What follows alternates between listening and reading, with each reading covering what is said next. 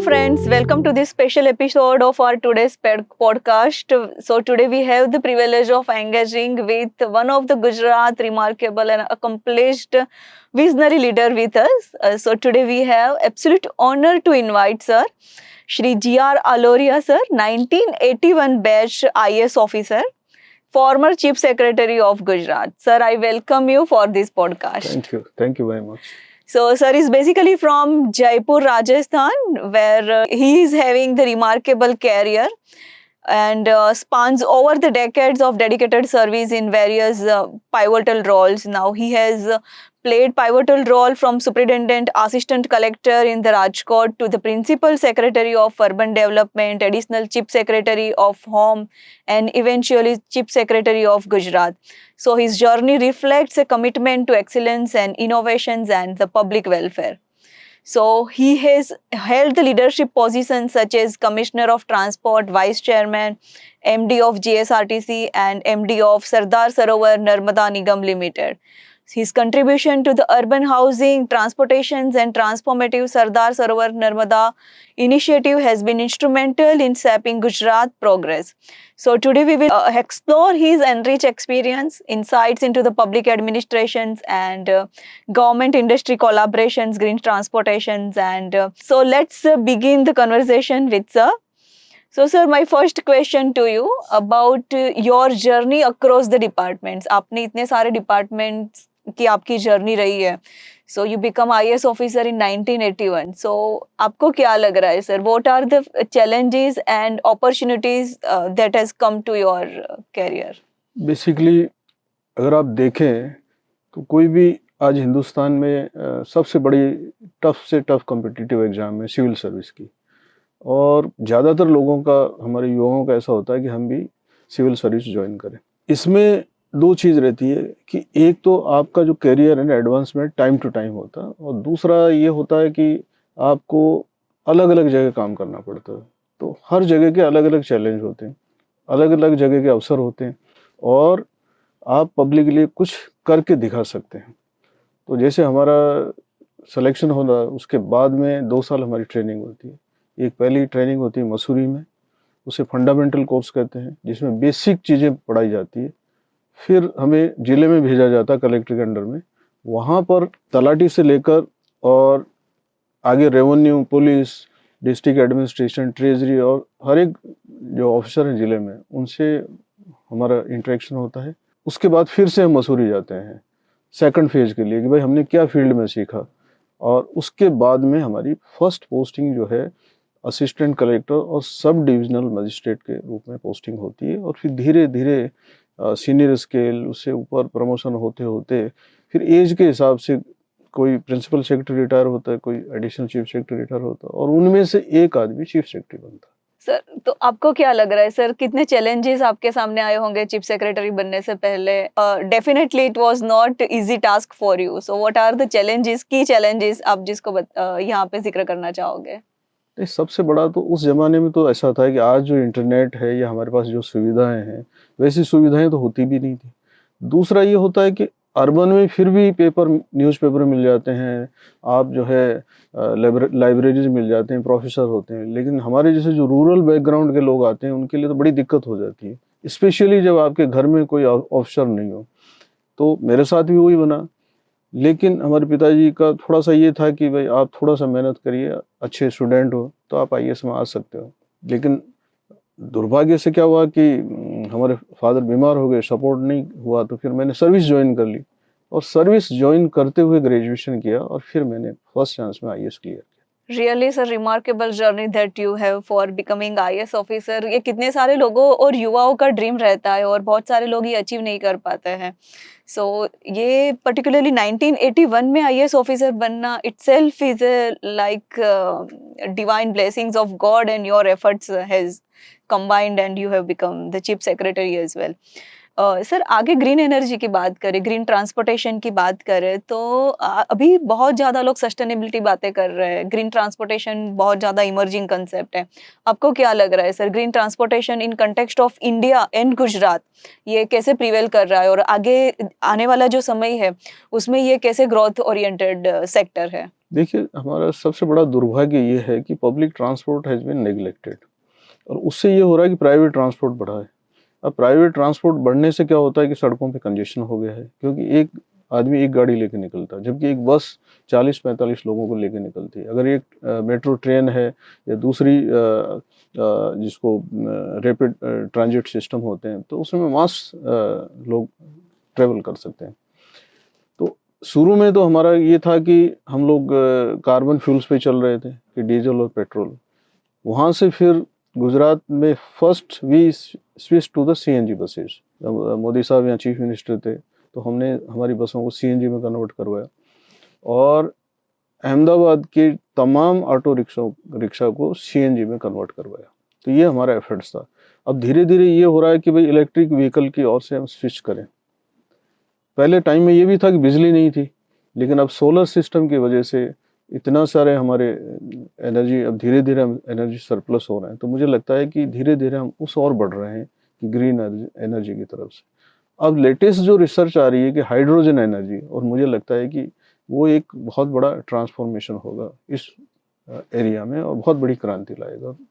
मुझे विश्वास है कि थोड़े वर्षों में मेरे ख्याल से हम लोग स्विच ओवर कर जाएंगे हाइड्रोजन एनर्जी की तरफ से। या डेफिनेटली, और ज़्यादा से ज़्यादा लोग सस्टेनेबिलिटी और organisations and government itself adopt the green energy concept in all the aspect.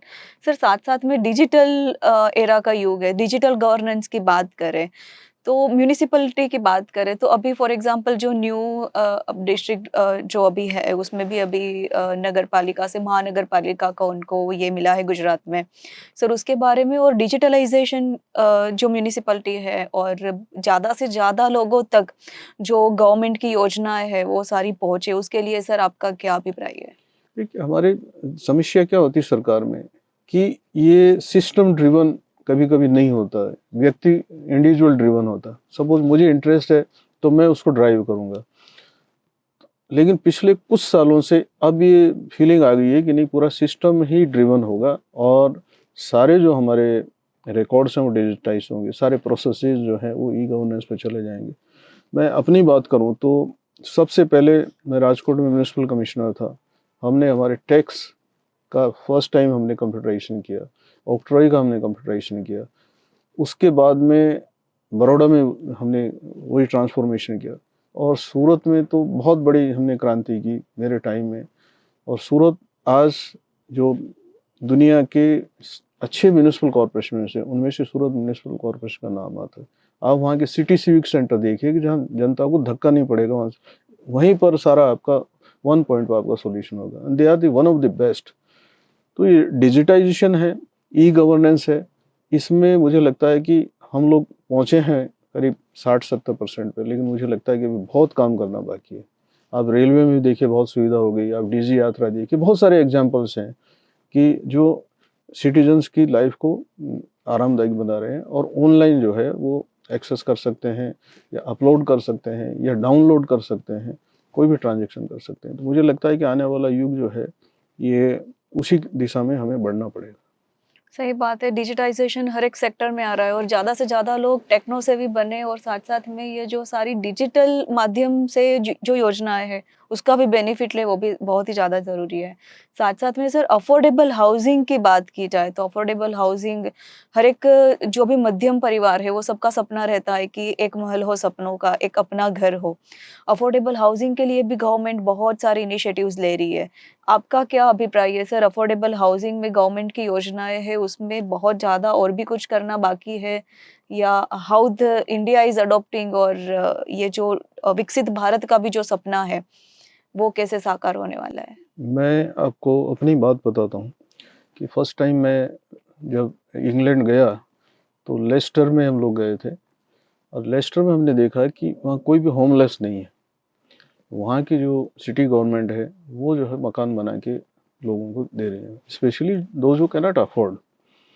वहाँ से वापस आने के बाद में हमने पहली बार राजकोट म्यूनिसिपल कॉरपोरेशन द्वारा 2000 मकानों का निर्माण किया और धीरे धीरे मुख्यमंत्री आवास योजना जो है यहाँ पर अमल में आई और हर एक म्यूनिसिपल कॉरपोरेशन ने, अर्बन डेवलपमेंट अथॉरिटीज ने बहुत सारा इस पे मकानों के ऊपर काम किया। गुजरात हाउसिंग बोर्ड में ने काम किया। सूरत में लगभग भी तो हमने 50,000 आवासों का निर्माण किया। तो बहुत बड़ा जो है ये कदम भारत सरकार ने और राज्य सरकार ने उठाया और मुझे लगता है कि हमारी जो रीच है अभी तक, वो रीच काफ़ी तक पहुंच गई है। लेकिन दिक्कत कई बार क्या होता है कि ज़मीन की दिक्कत आ जाती है। ट्राइबल एरिया में दिक्कत आ रही है कि वहाँ पर ज़मीन नहीं होती, या फिर आदमी को मकान कहीं और दिया जाता है, वो रहना कहीं और चाहता है क्योंकि उसको काम जो है जहाँ मिल रहा है वहाँ से वो मकान दूर पड़ता है। तो ये बहुत सारी समस्याएं हैं। तो हम कोशिश यही कर रहे हैं कि कम से कम डिस्प्लेसमेंट हो, तो जहाँ स्लम है उसी स्लम को अपग्रेड करके वहीं पर उनको मकान मिले। तो वो भी स्लम अपग्रेडेशन योजना दाखिल हुई और बहुत बड़ा एम्बिशियस प्रोग्राम जो है हाउसिंग फॉर ऑल भारत सरकार ने लिया हुआ है और उसमें काफ़ी सफलता मिली है। सही बात है। आगे आने वाले समय में भी हम वही प्रेयर करते हैं कि हर एक पर्सन के पास अपना खुद का घर हो और तुरंत ही जो विकसित भारत का जो भी सपना है भारत बनने का डेवलप कंट्री में, तो हम सब लोग वो देखें और गरीबी है वो भी बहुत ही कम इंडिया में हो और बहुत ही जीडीपी का ग्रोथ रेट भी बहुत ही आगे जाए। साथ-साथ में सर प्राइवेटाइज़ेशन की बात करें तो अभी हर एक गवर्नमेंट ने भी बहुत सारे इनिशिएटिव लिए हैं। ट्रिपल पी का कांसेप्ट आया है, जहाँ पे बहुत सारे लोग प्राइवेटाइज़ेशन के भी खिलाफ है।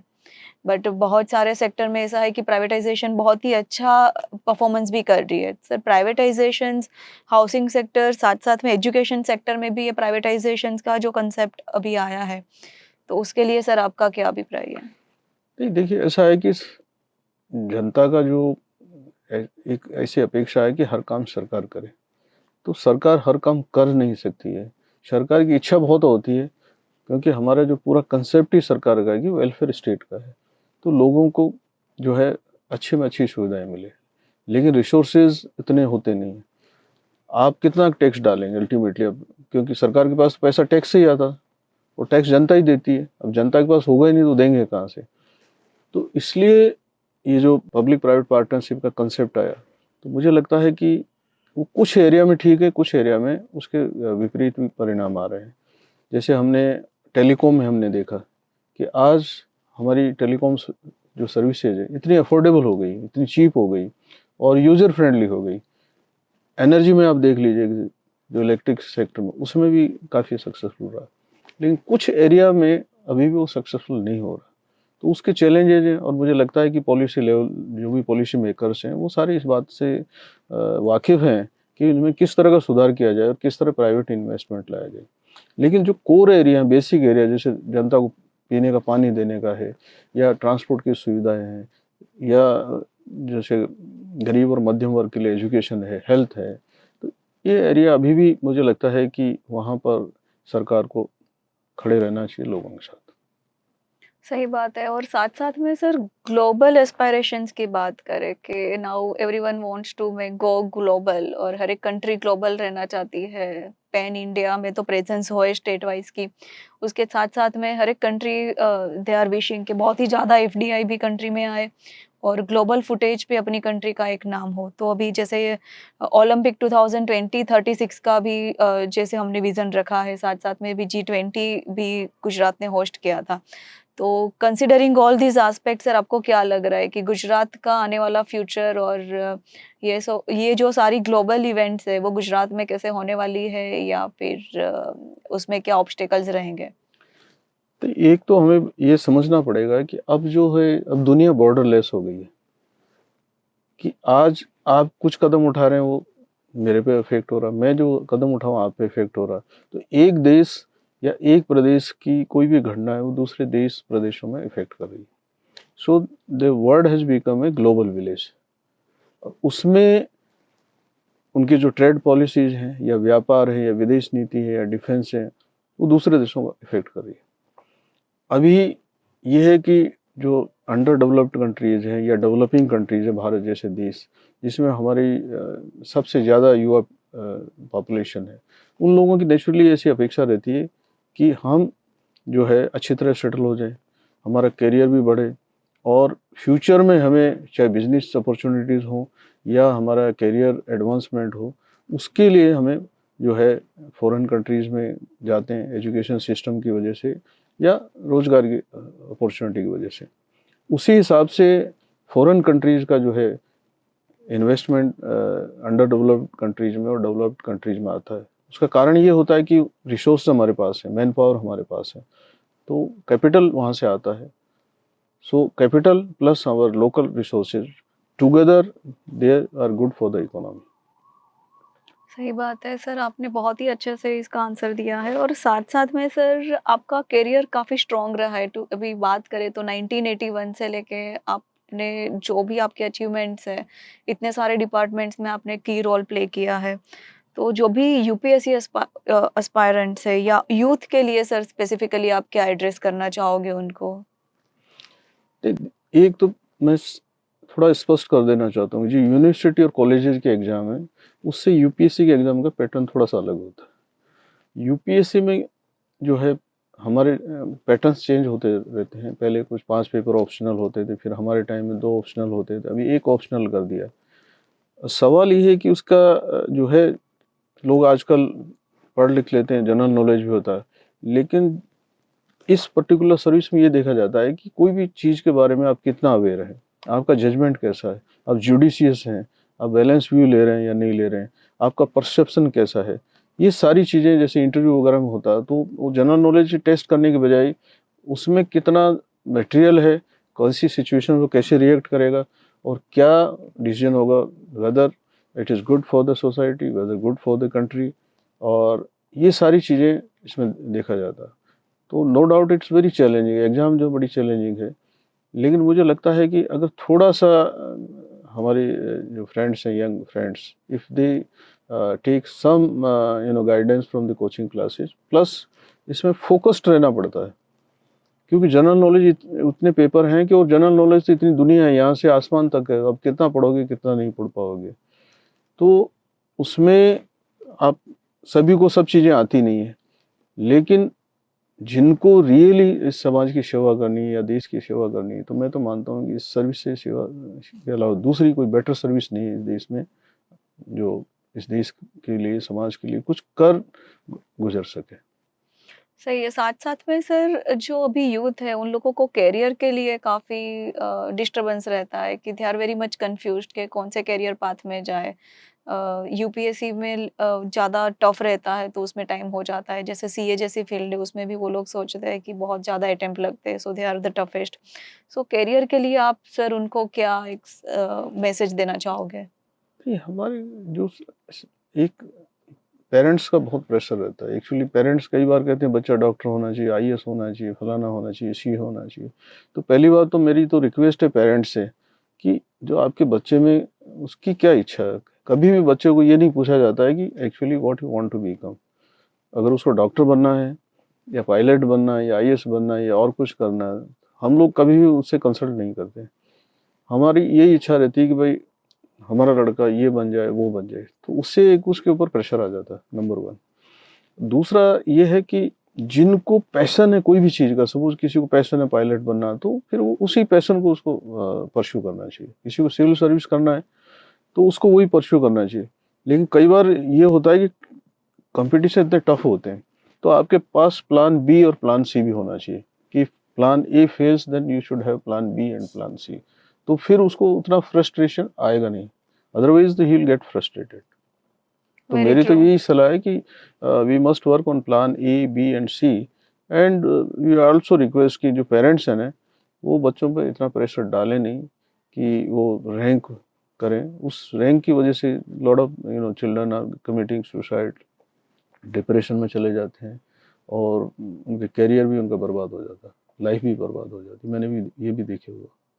सही बात है। तो पेरेंट्स को भी हम ये अपील करते हैं कि उनके बच्चों पे ज़्यादा प्रेशर क्रिएट ना करके उनको अच्छी तरह से एक नर्चर करें, उनको मेंटरिंग करें या कि उनके फ्रेंड बन के उनसे समझे कि उनकी हॉबी क्या है, उनका पैशन क्या है, वो क्या करना चाहते हैं rather than just forcing them to become like that और something.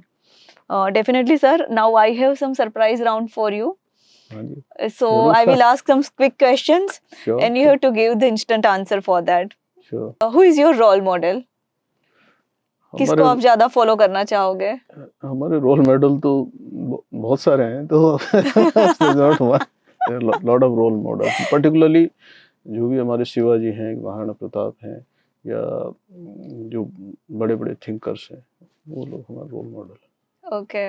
Any mistake of your life जिसको आपको अभी रिग्रेट हो रहा हो कि यार this is mistake of my life? बहुत होती है, अब किसको करें किसको भूलें हैं। मिस्टेक तो करते ही रहते हैं, उसको करेक्शन करते जाते हैं, फिर नई मिस्टेक होती रहती है। एनी रिग्रेट जो आपको लाइफ में हुआ हो कि ये चीज ऐसे होती तो ज्यादा अच्छा होता? नहीं, वो एनालिसिस हम करते रहते हैं कि कभी जब कोई घटना घट जाती है, उसके बाद हम उसको एनालिसिस करते हैं, उसको केस स्टडी बोलते हैं। तो हम लोगों को आईएएस में सिखाया जाता है कि इसमें कहाँ कहाँ गलतियां हुई, तो हम सेल्फ भी करते हैं। Your favourite time pass? मेरा तो लिटरेचर है और म्यूजिक है। ओके। और आपकी हॉबी के लिए आप कितना टाइम दे पाते हो? ये काफ़ी टाइम देते हैं। ओके। हाँ, ज़्यादा उलझते नहीं हैं, तो ज़्यादातर अपनी हॉबी के लिए टाइम देते हैं, अपने फ्रेंड्स को भी टाइम देते हैं, फैमिली को भी टाइम देते हैं, बैलेंस करना पड़ता है। Your favourite travel destination? मैं तो मोस्टली इंडिया में ही जाता हूँ, पहाड़ हैं या समुद्र है, उस तरफ ज़्यादा जाता हूँ, फॉरेस्ट है।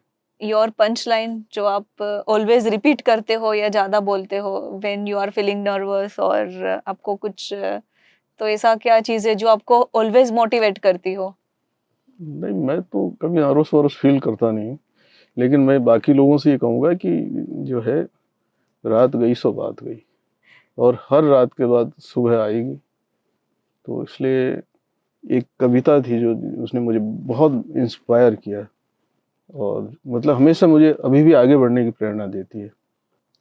सेनानी करो प्रयास अमय, भावी इतिहास तुम्हारा है, ये नखत अमा से पूछते हैं, सारा आकाश तुम्हारा है। वाओ, हाँ, कि हे अमेजिंग। सेनानी, मतलब जो है जो आगे का इतिहास तुम्हारा है, और अमावस्या रूपी नक्षत्र बुझ गए हैं, और सारा आकाश तुम्हारा है। So the sky is the limit. That is what the message for our young friends. क्या बात है सर। रीडिंग आपने बताया, रीडिंग में आपकी फेवरेट बुक्स क्या है? आप कौन सी बुक ज्यादा मैं पढ़ते हो, या आप मैसेज भी देना चाहोगे कि these are the books that you can read? मैं तो ये डिपेंड्स किसका क्या इंटरेस्ट है। मैं हिंदी लिटरेचर का बहुत पढ़ता हूँ। हिंदी लिटरेचर है, उसमें क्लासिकल है, फिर एपिक्स हैं आपकी, जैसे कामायनी है, और रामचरितमानस है, और भारतेंद्र हरिश्चंद्र है। तो बहुत सारे मतलब जो कवि हैं, वो हमें जीवन के प्रति मतलब जो हमें बाहर से दिखता है ये जीवन अलग है, लेकिन मानवीय संवेदनाओं को देखने का मौका मिलता है। तो मैं तो मेरी तो ये सलाह है कि हमारी यंग जनरेशन जो है वो लिटरेचर पढ़े, चाहे कोई भी लिटरेचर हो, गुजराती हो, हिंदी हो, इंग्लिश हो। मैं ये नहीं कर रहा कि ये लिटरेचर खराब है, बट लिटरेचर से जो है ना, एक रियल आदमी बनता है। ओके, हाँ। Very true. फीमेल एंटरप्रेन्योर्स के लिए सर आप क्या संदेश देना चाहोगे, क्या बोलना चाहोगे? फीमेल्स का तो देखिए, मैं तो अब काफ़ी अभी उनके लिए अवसर खुले हैं। परिवार भी के जो बंधन थे वो भी टूटे हैं, सामाजिक बंधन भी टूटे हैं, अवसर भी मिले हैं। अब सवाल ये है कि उनको कितनी उनकी लगन है। उनके लिए थोड़ा सा संघर्ष ज़्यादा करना पड़ेगा मेल की अपेक्षा में, लेकिन अगर जज्बा है और उनके अंदर से ये है कि नहीं मुझे करना ही है, जैसे आप खुद ही कर रहे हैं, आप खुद ही इसके एग्जाम्पल हैं, तो मैं तो बहुत सारे मैं और भी जानता हूँ। तो मैं तो यही अपेक्षा करता हूँ कि हमारी माताएं, बहनें और हमारी बेटियाँ वो आगे आएँ, और उनको खूब अवसर मिलेंगे, और देश भी ये अपेक्षा करता है कि हमारी बहनें, बेटियाँ, माताएं आगे बढ़ें। जहाँ तक सर मैंने ऑब्जर्व किया है तो आपका पेशेंस लेवल बहुत ही हाई है। सो ये आपको over the period of time develop हुआ है, या फिर आप पहले से ही बाय नेचर ही ऐसे हैं? नहीं नहीं नहीं, बाई नेचर तो मैं ऐसा नहीं हूँ, तो धीरे धीरे हुआ। और फिर क्या है कि जैसे जैसे मैं पढ़ता गया ना, वैसे वैसे मेरी अंडरस्टैंडिंग लाइफ के प्रति डेवलप हुई। क्योंकि हम जब समझते नहीं ना चीज़ों को, तो हम रिएक्ट करते हैं कि सामने वाला मुझे गाली क्यों दे रहा है, तो मुझे समझना पड़ेगा कि आखिर इसके साथ क्या हुआ। तो धीरे धीरे धीरे जैसे जैसे हमारी समझ होती गई वैसे वैसे हमें दूसरे को समझने का हमें एक हमको खुद को समझ आएगी दूसरे को समझने की, और जैसे जैसे हम दूसरों को समझते जाएंगे तो हमारा पेशेंस लेवल बढ़ता जाएगा और हमारी अपनी समझ भी बहुत ही क्लियर हो जाएगी। और आप बस लास्ट क्वेश्चन सर, आपको क्या लग रहा है कि आज के यूथ में, आज की जनरेशन में which are the qualities that they need to adopt और डेवलप, जो आपको लग रहा है कि ये हमारे जमाने में थी बट अभी आजकल के जमाने में ये यंग जनरेशन में ये चीज की कमी है, तो ऐसी क्या तो चीजें हैं? एक तो क्या है कि young generation is not organized, उनका जो पर्सनल लाइफ स्टाइल है ना दैट इज नॉट ऑर्गेनाइज्ड, कि उनका न उठने का समय फिक्स है न खाने का समय फिक्स है, या उनके ट्रेड्स हैं, कभी सामान इधर पड़ा है उधर पड़ा है, they are not organize in their home, in their office और इन देयर क्लासरूम और in their bags. So I request that they first get themselves organize, क्योंकि पहला जो डिसिप्लिन है ना वो वहाँ से शुरू होता है, और अगर आप जीवन में डिसिप्लिन नहीं है तो फिर आप आगे नहीं बढ़ सकते। तो मेरे तो एक तो ये है कि वो लोग अपने आप को ऑर्गेनाइज करें। दूसरा ये है कि बहुत जल्दी मैंने देखा है कि बहुत हताश निराश बहुत होते हैं, क्योंकि उनको चाहिए कि बस रातों रात कुछ हो जाए, क्विक हो जाए, जबकि ऐसा कुछ होता नहीं है। आपको मेहनत बहुत करनी पड़ती है, लेकिन यंग जनरेशन है कि नहीं उसका ऐसा हो गया, उसको तो मर्सिडीज आ गई, उसका ये हो गया, उसका हो गया, आ गया होगा, मैं मानता हूँ कि किसी न किसी का लक काम कर गया या अपॉर्चुनिटीज मिल गई, लेकिन सबको ऐसा नहीं होता। और मैं आपको दुनिया के 99.99 एग्जाम्पल बता सकता हूँ कि हार्ड वर्क के अलावा इस दुनिया में सफलता का कोई भी रास्ता नहीं है, कोई मंत्र नहीं है, कोई तंत्र नहीं है, कोई गॉड फादर नहीं है, गॉड मदर नहीं है, ओनली एंड हार्ड वर्क। जिसने हार्ड वर्क किया है वो जीवन में सक्सेस हुआ है। आप एक नहीं, हजारों नहीं, लाखों एग्जाम्पल देख सकते हैं। और जिसने हार्ड वर्क नहीं किया वो कोई रेयरली भाग्य से सक्सीड हो गया, पेरेंट्स की वजह से सक्सीड हो गया। बाकी without hard work you are not going to get anything. ये यंग जनरेशन को समझना पड़ेगा कि लाइफ इज हार्ड, और बिना संघर्ष का जीवन वो जीना चाहते हैं तो नहीं हो पाएगा।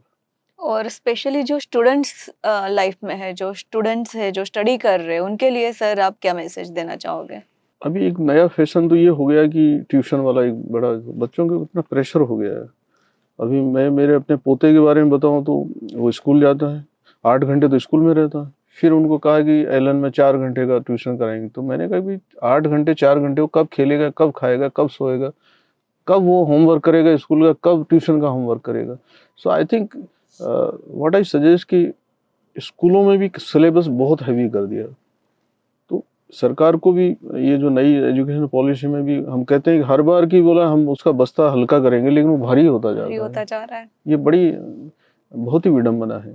और टीचर्स भी फिर वो पेरेंट्स को कहते हैं your child is not doing this thing फलाना। अब बेचारा पेरेंट अपना काम करे कि या बच्चे को संभाले, उसको ये भी समझ में नहीं आ रहा कि हम क्या करें? किधर जाएंगे। सही बात है। इसलिए बच्चों को क्या है कि थोड़ा सा पेरेंट्स थोड़ा ध्यान देना चाहिए और उनके ऊपर उनको फिजिक जो एक्स्ट्रा करिकुलर एक्टिविटीज करवानी चाहिए, उससे थोड़ा फ्रेशनेस रहेगी और ये दिक्कतें कम आएगी।